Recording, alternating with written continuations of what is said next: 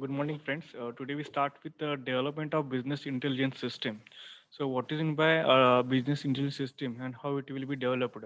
What are the basic phases of business intelligence? So, we can discuss today's lecture. The first point is that the analysis, म्हणजे business intelligence system त्याची development कशी झाली आणि त्यात कुठले कुठले phases आहेत आणि काय काय गोष्टी त्यामध्ये इन्क्लूड आहेत ते आपण आज काय करायचं आहे आजच्या लेक्चरमध्ये चेक करायचं आहे. The first step is analysis.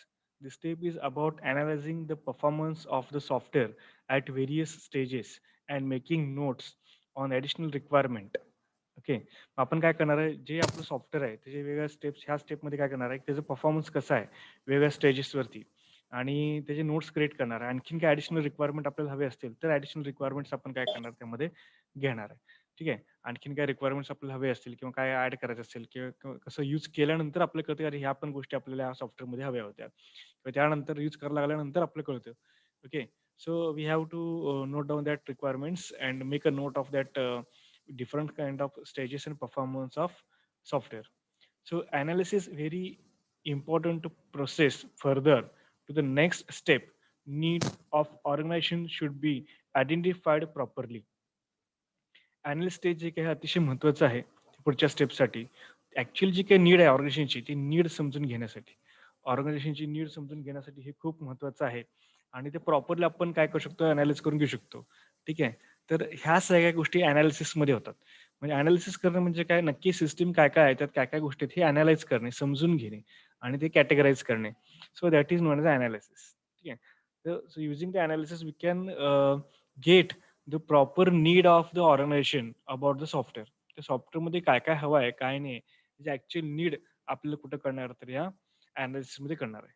This phase consist of some interviews and knowledge workers who perform various roles in organisations.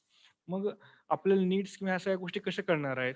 तर त्या ऑर्गनायझेशनमध्ये काम करणारी जी लोकं असतात, जुनी लोकं असतात, जे मेन रोल ज्यांचा असतो, त्या लोकांशी आपण इंटरव्ह्यू घेणार आहे. त्यांचे नॉलेज आपण शेअर करणार आहे. त्यांच्याशी इन्फॉर्मेशन आपण गेट करणार आहे. हे सगळं केल्यानंतर आपल्याला कळेल, की ॲक्चुअल रिक्वायरमेंट काय आहे? ठीक आहे. ऑर्गनायझेशनमध्ये जे काही रिक्वायरमेंट आहे, ते ॲक्चुअल रिक्वायरमेंट काय आहे? आणि त्यांचं ते सॉफ्टवेअरची नीड आहे आणि वर्किंग कसं होतं? ॲक्चुअल ऑर्गनायझेशनमध्ये वर्किंग कसं होतं हे त्यांना कळत असतं. बरेच वर्ष ते काम करत असतात आणि वेगळ्या पोस्टवरती ते काम करत असतात. त्यांचा अनुभव असतो. तर ह्या सगळ्या इन्फॉर्मेशन, ह्या सगळ्या एक्सपिरियन्स आपल्याला त्यामधनं कळतात. ह्या सगळ्या घेत असतात. We also needs to decide costing and benefits of developing business intelligence system. मग आपल्याला काय करावं लागतं कॉस्टिंग आणि जे काही त्याचे बेनिफिट्स आहेत आणि जे काही डेव्हलपमेंट फेजेस आहेत, हे सगळ्या गोष्टी आपल्याला काय करायला समजून घेता येतात. काय सांगितले? We also need to decide costing. जर आपण सिस्टम समजून घेतली तर किती फॉर्म्स क्रिएट करायचे आहेत, काय-काय करायचं आहे, किती अनालिसिस काय-काय होणार आहे, त्याचे रिझल्ट्स किती आहेत, त्याचे रिपोर्ट्स किती आहेत, किती डेटाबेस क्रिएट करावा लागेल. ह्या सगळ्या गोष्टी आपल्याला त्यामध्ये कळणार आहेत. So depending on that we can going to decide the costing of that whole project. And also we can give the customers to the what are the benefits of our system and what are the development phases of the system is going to be explained to the user and the customer or the organization. So these all things are comes under the analysis phase. The first one is that check the performance of software, make a note of that different kinds of stages, and make a note of the additional requirements. And after that we can check that it is depending on that requirement or note, we can go to the next step. And also we can define a proper need and proper requirement of that organizations. And next page, so this kind of information we can get the who are working, the employers from the beginning of that organization or from the last 10 years 5 years from that organization who are the working on the different positions.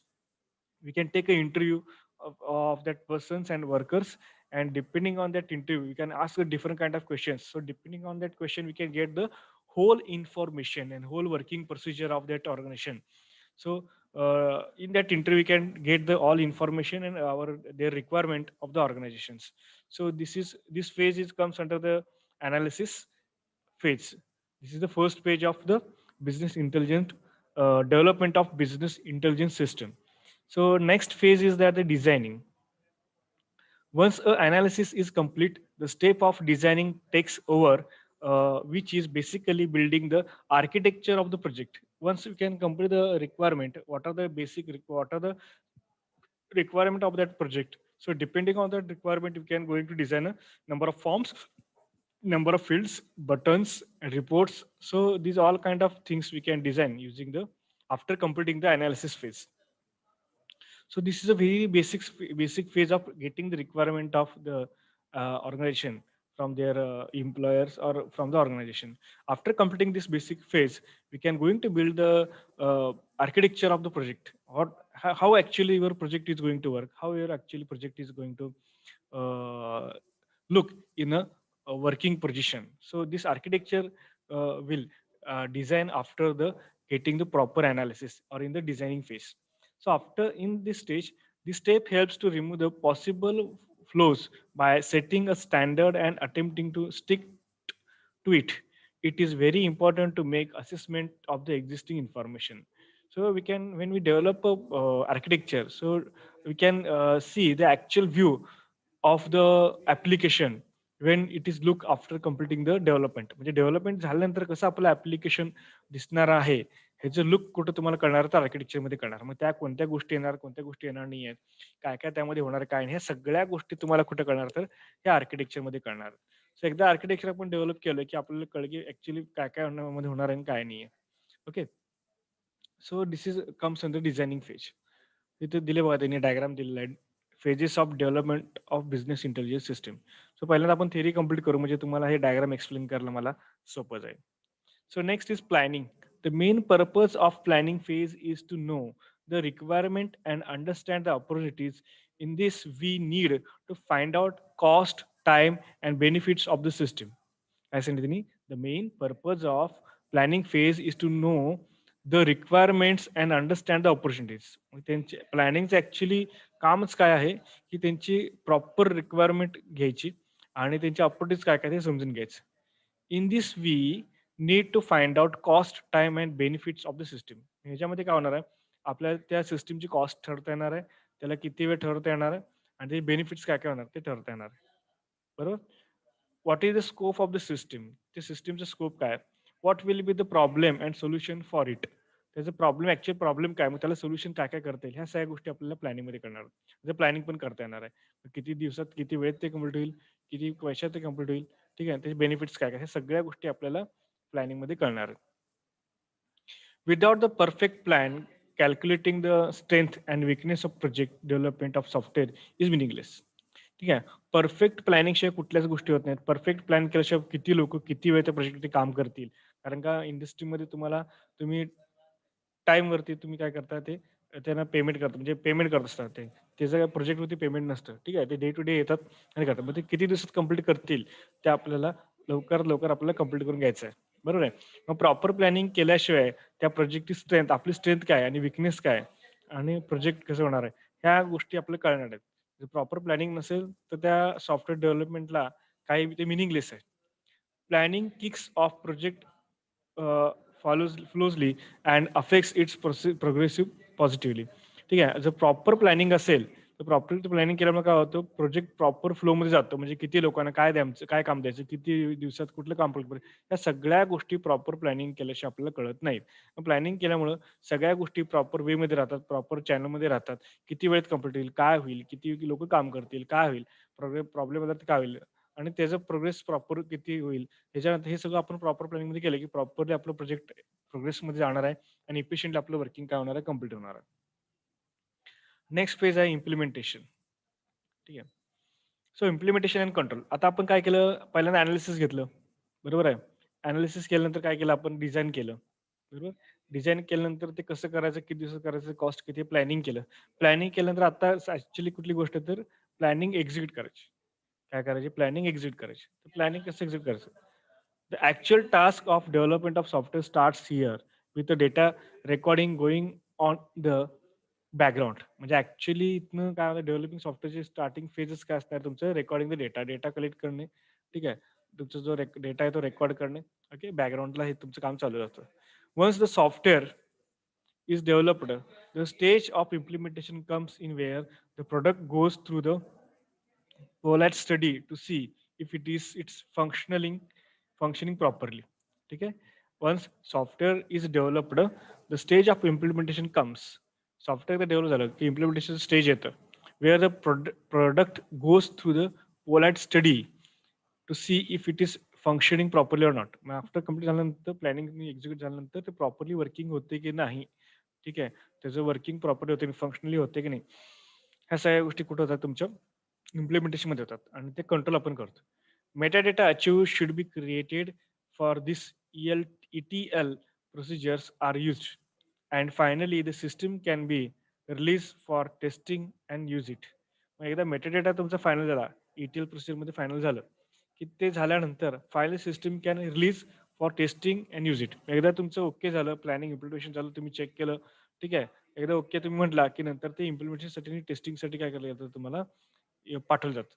ठीक आहे. मग डेमोसाठी सुरुवातीला तुम्ही काही लोकांसाठी पाठवतात आणि त्यांच्याकडून ओके रिपोर्ट आला, की मग नंतर फायनल तुम्ही काय करता, मार्केटमध्ये ते लॉन्च करता. म्हणजे टेस्टिंगसाठी पाठवतात सुरुवातीला. इथे बघा, portfolio of available methodology in business intelligence system. त्याचा पोर्टफोलिओ कसा असणार आहे? ठीक आहे. Multi dimensional cubes, data mining, optimisation, time series analysis, risk analysis, data development analysis, balanced score, supply chain optimisation, revenue management, नंतर सेल्स फोर्स प्लॅनिंग, ठीक आहे. नंतर campaigning optimisation, click stream analysis, relational market, हे सगळे तुमचे त्यात मेथॉडॉलॉजी आहेत, ते जे बिझनेस इंटेलिजन्स शिकतात, हे आपण पुढे डिटेलमध्ये परत बघणार आहोत. तर फेजेसमध्ये काय दिले बघा इथं त्यामध्ये. अनालिसिसमध्ये काय ते identification of the business needs. बिझनेसची रिक्वायरमेंट काय, ह्या सॉफ्टवेअर पासून त्याची रिक्वायरमेंट काय, बिझनेसला ऍक्च्युअली काय पाहिजे, हे तुमचं कुठे होणार आहे, अनालिसिसमध्ये होणार आहे. सेकंड स्टेज डिझायनिंगमध्ये काय, infrastructure recognisation and project micro planning.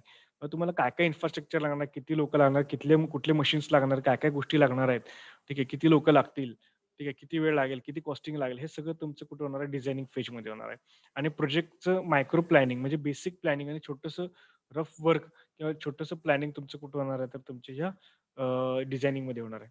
Next फेजमध्ये काय होणार आहे, प्लॅनिंग. प्लॅनिंगमध्ये काय डिटेल्ड प्रोजेक्ट रिक्वायरमेंट, तुमची प्रोजेक्टची डिटेल रिक्वायरमेंट होणार. The definition of the mathematical methods needed. मग तुम्हाला काय मॅथमॅटिकल मॉडेल्स निडेड, मग तुम्हाला कुठले कुठले मॅथमॅटिकल मॉडेल्स पाहिजे, काय काय पाहिजे ते तुम्ही ठरवणार. नंतर डेव्हलपमेंट ऑफ प्रोटोटाईप, त्याचं प्रोटोटाईप डेव्हलपमेंट करणार. Identification of data, definition of data warehouse in data marts. पण डेटा तुम्ही डेटा वेअर्समध्ये डेटा तुम्ही बघणार, डेटा वेअर्स म्हणजे काय, डेटा स्टोअर करणार, ठीक आहे, त्याचं मेटा डेटा काय काय ते बघणार. डेटा मार्टमध्ये तुम्ही डेटा स्टोअर करणार सगळा. ते सगळं झाल्यानंतर तुम्ही काय डेव्हलपमेंट ऑफ प्रोटोटाइप. प्रोटोटाइप म्हणजे त्यासारखं छोटासा एक डमी तुम्ही काय करणार, ॲप्लिकेशन डेव्हलप करणार. ठीक आहे. फेज किंवा आर्किटेक्चर तुम्ही त्याचं तयार करणार. हे प्लॅनिंगमध्ये येतं. ठीक आहे. त्यानंतर इम्प्लिमेंटेशन अँड कंट्रोल. ते development of data warehouse and Meta data. Data warehouse म्हणजे ॲक्चुअली तुमचे डेटा कुठं स्टोअर होतं, डेटा वेअरहाऊस तुम्ही तयार करणार. ठीक आहे. मेटा डेटा तयार करणार. ते मेटा डेटा ते क्रिएट करणार. नसेल तर development of metadata suppose available नसेल तर तुम्ही काय करणार, मेटाडेटा तुम्ही तयार करणार. बरोबर. डेव्हलपमेंट ऑफ ETL टूल्स, ठीक आहे. नंतर डेव्हलपमेंट ऑफ ॲप्लिकेशन डेव्हलप करणार. आणि सगळं झाल्यानंतर रिलीज अँड टेस्टिंग, या सगळ्या गोष्टी इम्प्लिमेंट झाल्यानंतर तुम्ही ते ॲप्लिकेशन काय रिलीज करणार आणि ते टेस्टिंग करणार. रिलीज करणार काय करणार, तुम्ही टेस्टिंगसाठी पाठवणार. टेस्टिंग ओके झालं की तुम्ही काय करणार, प्रॉपर तुम्ही काय करणार, रिलीज करणार. ठीक आहे. So these are the phases of business intelligence system. So this is very important question regarding to the exam. Suppose offline तुमची एक्झाम झाली तरी परीक्षेला येण्याची शक्यता आहे. Development of business intelligence system. ठीक आहे. हे सगळं लक्षात घ्या. अनालिसिस, डिझाईन, प्लॅनिंग, इम्प्लिमेंटेशन आणि कंट्रोल. अनालिसिसमध्ये रिक्वायरमेंट घेतो. डिझाईनमध्ये आपण रफ डिझाईन क्रिएट करतो. प्लॅनिंगमध्ये कसं किती किती वेळ लागणार, किती कॉस्ट लागणार, किती लोक काम करणार, काय इन्फ्रास्ट्रक्चर लागणार ते बघतो. इम्प्लिमेंटेशनमध्ये ॲक्च्युअली ते प्रोजेक्ट इम्प्लिमेंट करतो. काय प्रॉब्लेम असेल तर चेक करतो आणि सगळं ओके असेल तर आपण टेस्टिंगला पाठवतो. So this is all about this question. Okay, are this 4 phases. यात कोणाला काही शंका असेल तर विचारू शकता.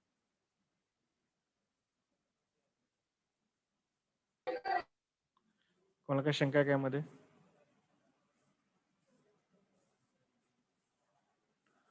कोणाला काही शंका असेल तर यामध्ये विचारू शकता तुम्ही.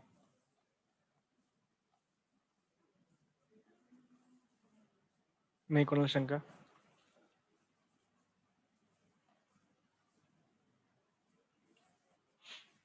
ठीक आहे. Ethics of business intelligence. Ethics म्हणजे काय, तुमचे रूल्स अँड रेग्युलेशन्स किंवा तुमचे आपण म्हणतो की बाबा माझ्या इथिक्समध्ये बसत नाही.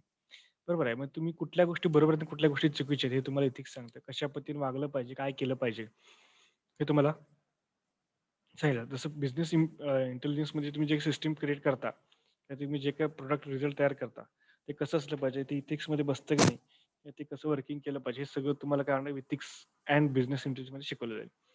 The type of ethics in business intelligence is the ethical principles of conduct that governs an individual in workspace or a company in general. एक तुम्ही स्वतः वर्कस्पेसमध्ये तुम्ही काय करू शकता इथिक्स तुम्ही अप्लाय करू शकता, वापरू शकता किंवा कंपनीमध्ये इन जनरल सगळ्यांसाठी तुम्ही ते अप्लाय करू शकता.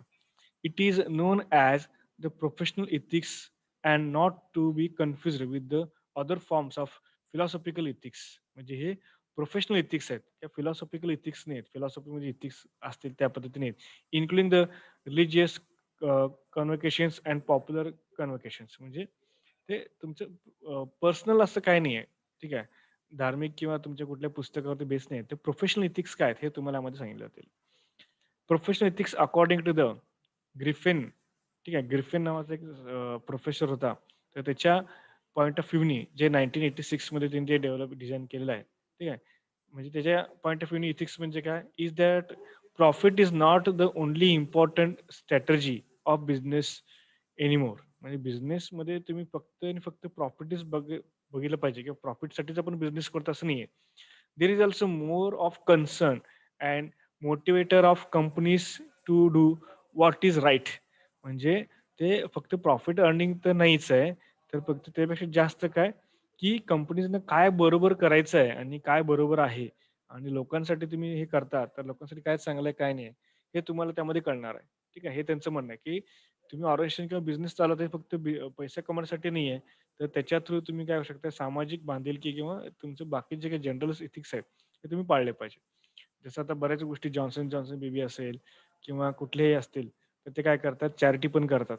चॅरिटीसाठी तुम्ही जे हे देता अ, पैसे पेड करताय, प्रॉफिटमध्ये काही पैसे चॅरिटीसाठी सुद्धा वापरतात. तर अशा पद्धतीच्या वेगळ्या गोष्टी तुमच्यामध्ये होत असतात. ठीक आहे.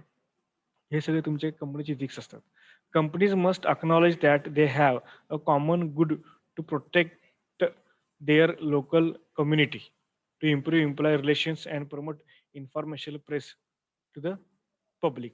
म्हणजे तुम्हाला काय करावं लागतं, जेव्हा एखादं तुम्ही ऑर्गनायझेशन चालू करता, तेव्हा तुमचे लोकल जी कम्युनिटी असते, आजूबाजूची लोकं असतात, त्यांना त्रास होऊ नये. म्हणजे सपोज तुम्ही एखादी कंपनी चालू केली आणि तुम्ही पाणी इथं साईडला सोडता, म्हणजे प्रदूषित पाणी. तर शेजारी लोकं तुमची काय करतात, कंप्लेंट करू शकतात. ठीक आहे. त्यामुळे तुमची कंपनी पण बंद पडू शकते. तुमचा धूर निघत असेल, तर धुरामुळे काय मुलांना प्रॉब्लेम होत असतील, तुमचे वेस्टेज होत असेल. अशा बऱ्याच गोष्टी त्यामध्ये असतात. तर तुम्हाला ते पण बघावं लागतं. एम्प्लॉयीशी पण चांगलं रिलेशन ठेवावं लागतं. जर एम्प्लॉयीशी तुम्ही चांगलं रिलेशन ठेवलं, तर एम्प्लॉयी चांगल्या पद्धतीने काम करतील, चांगला आउटपुट तुम्हाला देतील आणि चांगले तुम्ही रिलेशन्स तयार ठेवले, तर तुमचे चांगल्या पद्धतीने बिझनेस तुमचा काय होईल, डेव्हलप होईल. ओके. तर अशा पद्धतीने काय होईल तुम्हाला ते डेव्हलप करता येईल. हं.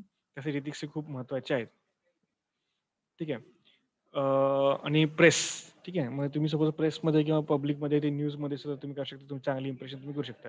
सपोज तुम्ही काय वेगळ्या गोष्टी करत असाल, तर तुमच्या प्रेसमध्ये तुमचं कंपनीचं नाव, तुमचं रॉयल्टी खराब होत असते. कंपनीचे इमेज खराब होते. त्या सगळ्या गोष्टी आहेत. त्यासाठी तुम्ही चांगलं प्रॉपर रीतीने तुम्ही ते करू शकता. Companies must acknowledge that they have a common good to protect their local community, to improve employee relations and promote informational press to the public. While back in 1980s, Griffin was directing his arguments toward ethics in accounting, but it is also true today in a business intelligence. ते accounting साठी केलं होतं, परंतु तेच जे ethics आहेत ते business intelligence साठी सुद्धा काय होतात, अप्लाय होतात. ठीक आहे. तर एवढं सगळं आपण आता इथं बघितलेलं आहे आज 2 पेज. तर आता 11:30 परत तुमचं नेक्स्ट लेक्चर चालू होईल. तर आता पण शिकवण्यामध्ये कोणाला काही शंका असेल तर विचारा. उद्या आपण काय करू, बाकीचे डिटेल्स इथिक्सचे आपण बघू आणि पुढचे पॉइंट्स बघू आपण. ठीक आहे. ठीक आहे. चालेल. काय शंका नसेल तर थांबू आपणच. कोणाला काही शंका आहेत का? ठीक आहे. चालेल. ओके. Thank you.